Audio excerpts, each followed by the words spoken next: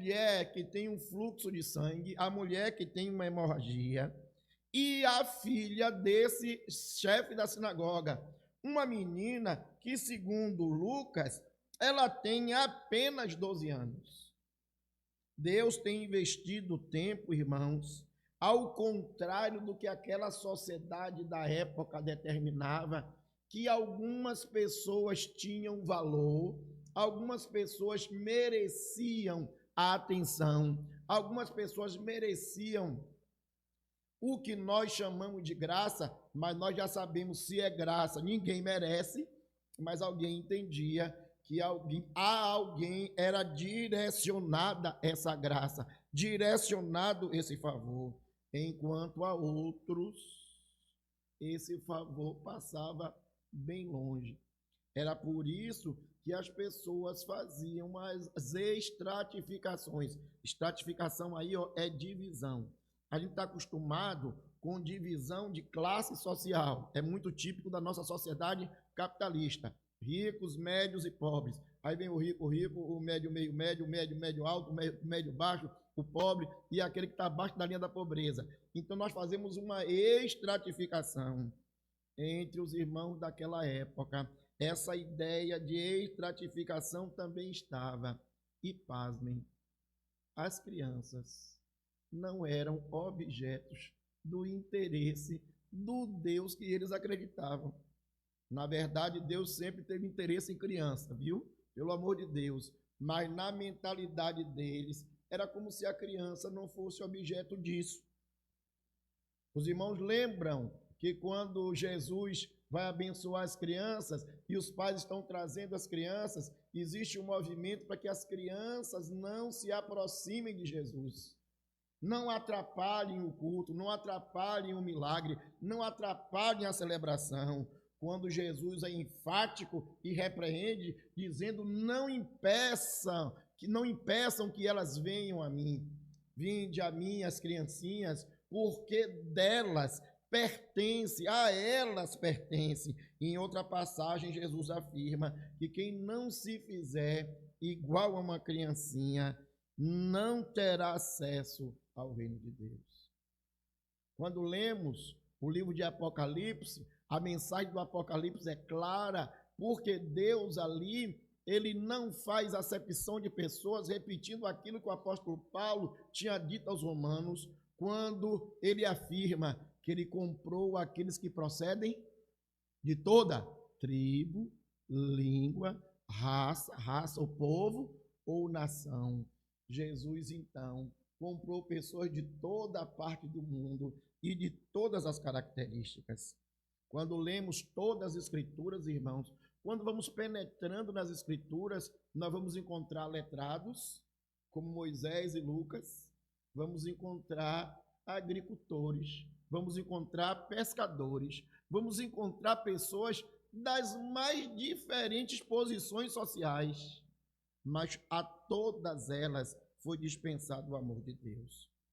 O apóstolo Paulo, escrevendo a Timóteo sobre esse assunto, ele vai fazer uma estratificação sobre idade. Mas sobre idade, Paulo vai dar uma recomendação a Timóteo como pastorear. 1 Timóteo, quem puder abrir comigo, capítulo 5, versículos 1 e 2. 1 Timóteo 5, 1 e 2. Quem puder pode ler comigo. Não repreendas ao homem idoso, antes exorta-o como pai, aos moços como irmãos, às mulheres idosas como mães, às moças como a irmãs, com toda pureza. Pastor, o apóstolo Paulo aqui, ele faz a distinção. Um menino mais novo não pode exortar um presbítero ou um pastor ou um homem mais velho na igreja. Ele não pode exortar, não. Ele não pode repreender. Então, o que ele deve fazer? Ele deve tratar com respeito, como se esse homem fosse o seu próprio pai. Você vai reconhecer nele a figura do pai, da autoridade. E quando você conversar com ele, você vai conversar animando, dando a ideia, dando o conselho, no sentido de exortação e não de repreensão, né? O pastor Cândido regalou o olho ali para mim, lembrou logo lá do quartel, né? Imagine o sargento repreender o capitão, ou o capitão repreender o coronel, ou o coronel repreender o almirante. Não pode, de jeito nenhum, na igreja da mesma forma. Ao tratar com as irmãs da mesma... Aí ele continua, melhor no versículo 1. Como é que você trata com os moços? Com os moços você trata em pé de igualdade. Você trata os moços como seus irmãos e não como inferiores.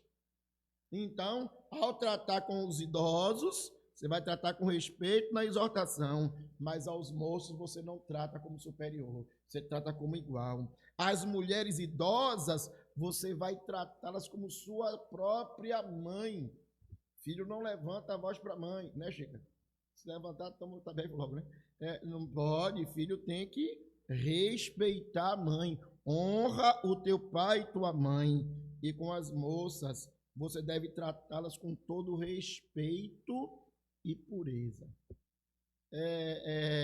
Eu vou pegar essa pureza aqui do texto para mostrar aos irmãos como é que a sociedade está corrompida. É incrível quando se fala do valor da mulher, do empoderamento da mulher.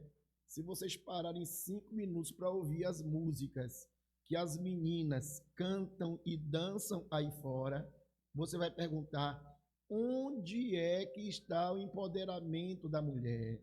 A mulher, ela se tornou, na cultura popular, a coisa mais vil e mais baixa, dizendo, não, que o meu corpo é meu, com o meu corpo eu faço o que eu quiser, já que eu faço o que eu quiser, então eu caio na gandaia, como diz o mundo. Não é disso que a Bíblia está falando. A Bíblia diz que você deve tratá-la com respeito e com pureza, porque é assim que a mulher precisa ser tratada.